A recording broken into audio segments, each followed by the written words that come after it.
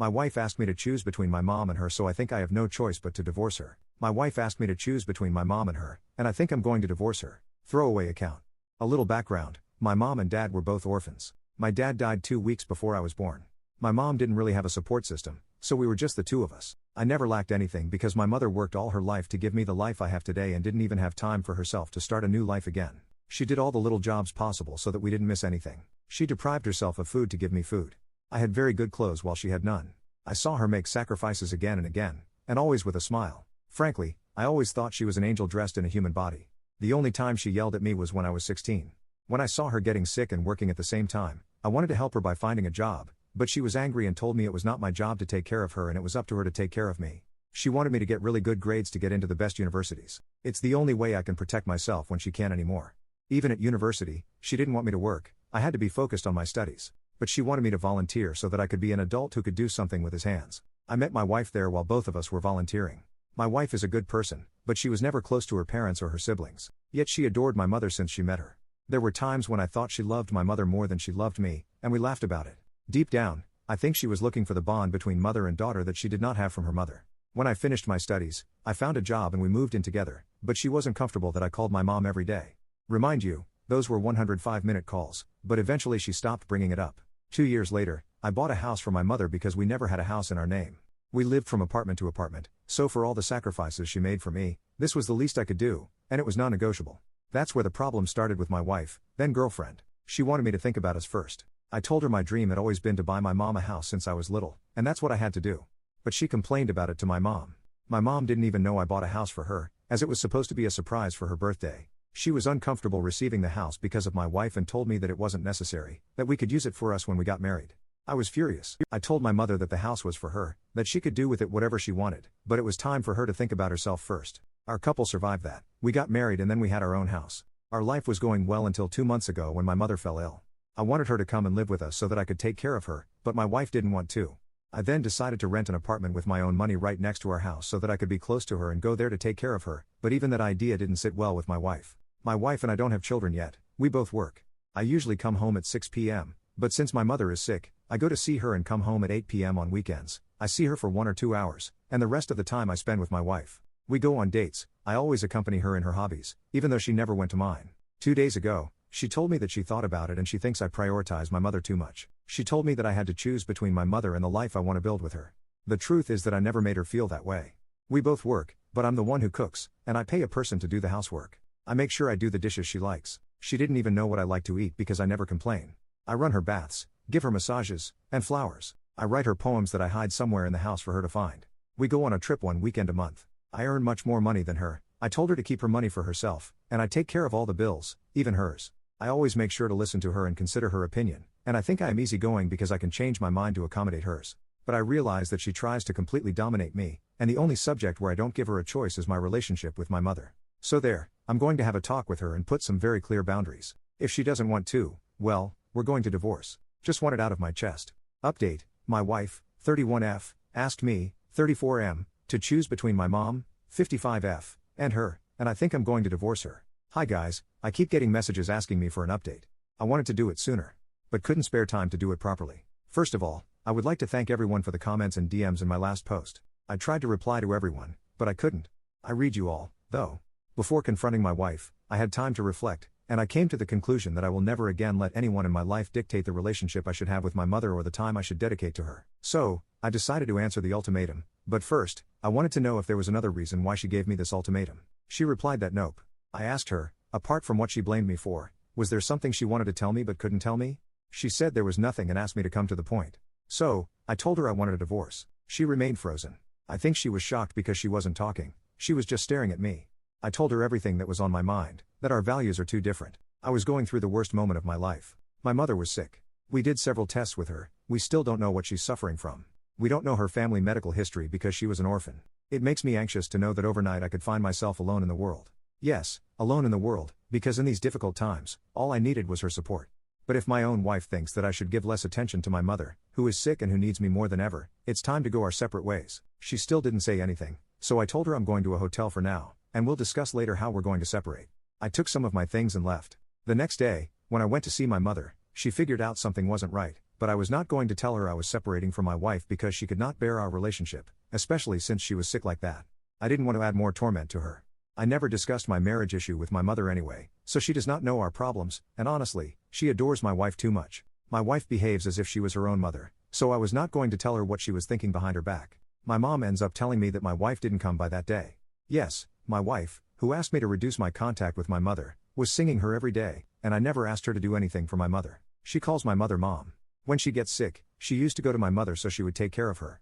It used to hurt me because it's as if I couldn't take care of her. But she said that this was not the same, the attentions of a mother are different. I told myself that it was her way of creating a mother-daughter bond that she never had, and I understood her. She ever said her mother used to tell her that she was not supposed to be born, that she was an accident, that she almost aborted her and regrets not doing it. Only a monster could say that to her child, so I never said anything whenever she wanted my mother's attention. Besides, I received enough love to share with whoever wanted my mother. After I left home to study, I became a foster mom for children. She always did until 2 years ago. I've always loved each of the children with whom I still keep in touch and whom I consider to be my siblings. Once a year, we all went on vacation together for a week, the children, my mother, and my wife. I generally take 2 months of vacation, of which the 6 weeks I devoted to my wife, but the 2 weeks that I devote to my mother and the children, it was too much for my wife. Anyway, I'm rambling. So when my mom told me she didn't come to see her that day, I went back home because I was worried. I found her in the bathroom with her clothes and red eyes, like she was crying all along. Seeing her like that was unbearable. I helped her out, but this woman, who is so much pride, collapsed in front of me with a lot of crying. I don't know if it was an hour or two, but she kept crying, calming down, crying again. I just stayed silent. She ended up telling me that deep down, she never wanted me to involve any less in my mother's life. She was always jealous of our relationship. She was always jealous of the attention my mother gave to the other children. She knows that it wasn't rational, but she couldn't help constantly striving to be number one in my mother's heart. It was kind of a competition for her. So when I wanted to take care of my mom, she didn't want me to be the one taking care of her. I was honestly furious, without saying anything, of course, but I wondered if she was a psychopath or something. We are talking about a person who is seriously ill, and she is thinking about her damn competition, even if it means sabotaging the relationship I have with my mother and putting us in a situation where I wanted to divorce her. She told me that she was very jealous of me and that she would have liked to be in my place. If she had to choose, she would have even chosen to be my mother's child rather than my wife, even if I was the love of her life and the only man she ever knew. She also told me that even if the world falls apart around me, I will remain stoic, that I live as if I don't need anyone, and that I give everything to others. But I don't know how to let others reach me, and she never managed to get there. Only my mother could get there. At that moment, I did not know what else to say. I was hooked on this idea of competition, so I did not immediately grasp the scope of these words, but I still listened to her to the end. I put her to bed until she fell asleep, then I went to sleep in another room. In the morning, she was acting like anything happened. She was being herself. She said, "I don't have to pity." I told her it was out of love. She was still my wife. She left for work, and I'd do the same, but decided to stay at the hotel for the time being. During that time, I wondered what I could have made the saying act so that she could think about that. Deep down, I think she's right. It's a defense mechanism I've had since childhood. I've never stayed in one place longer to make friends. It was heartbreaking. Every time we had to move between my 5 and my 15 years, I moved more than 50 times, from apartment to apartment, from hotel room to hotel room. Since then, I think I've always lived my relationships like a squat. I never unpacked and settled in because I knew at any moment I could be fired. But I thought that with my wife, I acted differently. But you have to believe not. During that time, I wondered what I could have done, acted, or said to make her feel like that. Deep down, I think she's right. It's a defense mechanism I've had since childhood. I've never stayed in one place longer to make friends. It was heartbreaking. Every time we had to move between my 5 to my 15, I moved more than 50 times, from apartment to apartment, from hotel room to hotel room. Since then, I think I've always lived my relationships like a squat. I never unpacked and settled in because I knew at any moment I could be kicked out. But I thought with my wife, I acted differently. But I guess not. So I thought maybe we didn't need to go that far. What we needed wasn't divorce but therapy. Then this happened. A little over a week after our discussion, I was called from the hospital. My wife had been hospitalized. She apparently did not feel well. I went to visit her, but she didn't want to see me. If you see the eyes I saw, I've never seen so much hate in just 2 eyes. I told her bestie so she can have her system support because she didn't want me there. I told my mom. She asked me what I had done to my wife so that she ended up in the hospital and that I should not stress a woman who was pregnant. I said what? She told me my wife told her and asked her to keep it a secret because she wanted to tell me herself when she was ready. I don't know what was going through my head, between anger that it was my mother who told me or happiness at having to be a dad for the first time. In total confusion at the surreal situation, I went to my wife and told her I knew, but she looked at me again angrily and told me she had lost the baby and it was my fault. In an instant, I just got the news. My wife was pregnant but kept it from me, that I was going to be a dad and that we lost the baby, and that she was accusing me of having caused something that I did not even know. She asked me to leave, and I left. I always wanted children. Very early on, My wife wanted to put her career first. I understood and accepted. I've been trying to convince her for years, but without success. Now she gets pregnant, she doesn't tell me anything. She talks to my mother about it, and she says I caused her miscarriage. Since then, she says she didn't tell me anything because she wanted to first confirm if I could deal with all the responsibilities I give myself and raise a child at the same time. I don't understand her, and I admit since then I have a fierce hatred against her. I don't know how to look at her without having anger on me, and I don't want to hurt her with my words. I take care of her at home, but we don't talk to each other. I'm not going to stay with her, it's not possible. I started a session with a psychologist. He told me that patience was my best weapon, that I shouldn't make a permanent decision on emotions that could be temporary, and that I should take time to see if there were things to salvage. Here is where I am. I don't know if I'll do another update. I took days off to be there for my wife and for my mother, but I'm feeling pretty depressed, and I just want to get away from all this right now. Thank you, in any case, for giving me your point on your first post, for your support, or your critics. Final update, my wife, 31F, asked me, 34M, to choose between my mom, 55F, and her, and I think I'm going to divorce her. Hi folks, it's been a while. I didn't intend to post again after my last one, but even though it's been months, I still get support and people asking me where I am in my life. So I think I owe you at least one last update because your comments and DMs helped me a lot during a time I needed it the most. I don't know if it's going to be long or not. But let's go about my wife after she had a miscarriage. Yes, she was definitely pregnant. I had to take care of her because she couldn't do it on her own. After what happened, I had nothing but anger and hatred in me. But as I said last time, if something is fragile enough to break, you have no choice but to treat it gently. I didn't want her to break. I didn't want to leave her in the worst time of her life, so I did my duty as a husband. Despite everything, her mental state was getting worse. She thought she was still pregnant, and she was talking to herself. One night, she was delirious, mistaking me for her father and thinking that I was going to hurt her. I had to call the emergency room. Then, after examination, a psychiatrist advised me to have her hospitalized. That's what I did. She spent 6 weeks there. She was diagnosed as having borderline personality disorder. Doctors suspect delusional disorder too, and they also suspect that she was heavily abused as a child, but that's all they were allowed to tell me. She didn't want to see anyone, especially her family. She suggested that we communicate through letters, and every time I went there, I took her letter. Then, the next day, I dropped mine. It's crazy, I have the impression that in 2 months, I got to know her better than the 10 years I spent by her side. That reminded me how a good person she used to be, despite her flaws. She used to travel to participate in the construction of schools, wells, anything that can help people who lived in precariousness. She didn't just give money, she helped out with her own hands. She's the type to help a foreigner who doesn't speak the language catch his train until she misses her own train. Honestly, she was like a gold mine with lots of resources and kindness in her.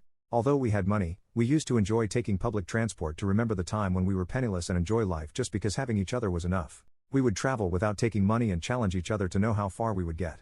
That was the best moment of our lives. We were very close and in love. We thought nothing could break us. What has changed since then?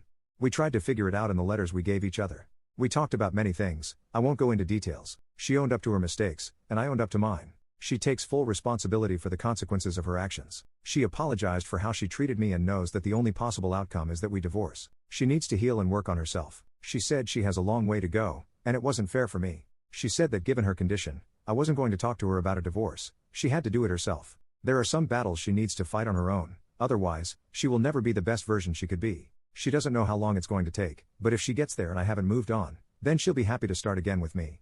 I've always lived with the idea of fixing broken things rather than throwing them away, but that doesn't work with humans. You can't fix someone unless they want to be fixed, and I wouldn't have had the strength to fix someone because I'm putting all my remaining energy into trying to fix myself. If my wife hadn't made the decision she made, I myself would have proposed a divorce. Paradoxically, it was because she made the decision she made that I saw that there was hope for us. I then offered her a separation rather than a divorce, and a year from now, if we still want to get divorced, we'll get divorced. If we trust that we could be in a healthy relationship, then we'll get to know each other again, communicate, and try to do things differently. She agreed and said that was what she hoped when she got out of the hospital. She didn't want us to meet because if we saw each other, she wouldn't have had the strength to keep her resolutions. For my part, I had not yet let go of all the negative feelings following the events that happened before her hospitalization, so in the end, it was best for both of us. We chose to continue to send each other letters, and that's fine with me for now. She was able to see my mother. She wrote me what my mother told her, that she will always be a mother figure to her despite the bad decisions she made, that she didn't have to compete for her love because she already had it, and that's one thing that will never change. She asked me if I was okay with her being in touch with my mother. I told her it was up to them, she didn't need my consent. However, she was not likely going to see my mother too often because I had decided to go to another country for my mother so she could benefit from one of the best hospitals in the world, which is in Europe. About me, I've been in Germany for almost 1 month now. We are from France, and I'm learning to delegate work. It's a resolution I made during my therapy. I needed therapy, and it was especially you guys who convinced me. I will always be grateful to you. The therapy sessions were so heavy and tiring that I didn't have the strength to do much after leaving my therapist's room, but it got better over time. I am currently working remotely. I go back to France once a week to settle things at work and continue my therapy sessions because I don't want to change therapists. I managed to devote time only to myself, which is actually good. One of my foster brothers wanted to come with us to Germany since he manages to work remotely too. He is a great help. In short, I'm getting better and better. About my mom, this is probably the most difficult subject to discuss, and I admit that I don't really want to talk about it. But I also think that talking about it here is good practice to be able to talk about it in my life. A few years ago, we lived from apartment to apartment, hotel to hotel. This is one of the worst times of our lives. The state always found us a place to sleep because we were a single mother and a child. It wasn't stable because we had to change places every time, but it was better than sleeping outside. My mother was, and still is, a very beautiful woman. It happened that she received sexual proposals for an apartment right in front of my eyes. I don't know what she went through with my dad, but she never wanted to be with another person because she says death doesn't stop a loving relationship from continuing. There was an association that used to take care of us by always finding for us a place to stay at night. One day, one of the people who were in charge of finding us places to sleep wanted us to stay in his apartment the time that they found us a better place because we were in a very unsanitary hotel. My mother didn't want to go, but I convinced her to go because the idea of sleeping warm in a good bed was all I could think of. But after we had dinner at his place, he started making moves on my mother, who stopped him right away. He told us it was either that or we get out of his house, so we left. We went back to the hotel where we were, but our room was already taken. There was nothing we could do, at least that day, so we chose to sleep outside. At some point while sleeping, we were woken up by a group of men who were trying to rape my mother. They hit me so hard that I was even afraid to try to help my mom. Some other men, who I guess came back from a party, heard the screams and came to help us. Our attackers fled. I always said that my mother was almost raped, that's what I always said, and I ended up believing it. But my mother was indeed raped before my eyes. I finally said it. My mother was raped before my eyes, and I couldn't do anything. If that day we had thrown ourselves into each other's arms and cried together, maybe things would have been different. But she got up, took my arm, and told me that this place was not safe, that we had to look for a safer place. That was all. We never talked about that day again. We carried on with our lives as if nothing had happened. Things got better eventually. She worked hard so that I could be successful. She invested all the money she earned in her entire life on my project, and today I owe her the company I created. How did she manage to survive the hell she'd been through? Ever since I came to terms with the idea that she was raped, all I wanted was to tell her about it. But it's not about me, it's about her. She's the one who experienced the worst. I would so much like to talk to her about it, but I don't know what good can come out of it after so many years. That's it. That's all for today. Her condition is improving, the future looks brighter than it did a few months ago. Well, I think that's all. This will be my last post. To all who have followed me in those hard times, I thank you from the bottom of my heart and wish you the best in your life. May what you have left to live be better than what you have already lived.